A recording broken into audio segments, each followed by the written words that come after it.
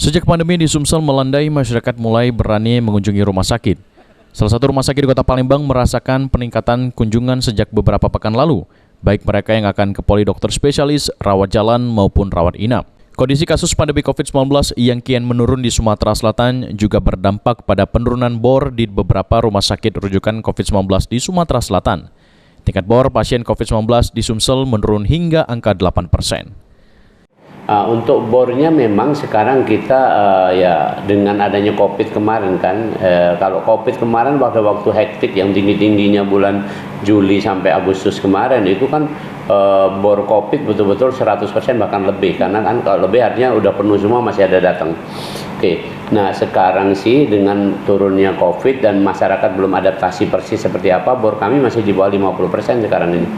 Ya mestinya rata-rata sebelum ini kami bisa di angka 60-70%, tapi sekarang masih di bawah 50%. Harapannya dengan usaha yang kita lakukan, inovasi yang kita lakukan, perencanaan yang bagus dan sebagainya ini, kita insya Allah akan bisa mengembalikan lagi ke arah itu. Tapi untuk seminggu terakhir ada pasien COVID baru ada apa? Boleh dibilang ini pasien yang kami rawat sudah sekitar seminggu yang ke depan kemarin ya. Jadi artinya ini yang baru ini betul-betul nggak ada untuk itu. Meskipun tingkat bor pasien COVID-19 menurun, namun tingkat bor untuk pasien lainnya belum pulih.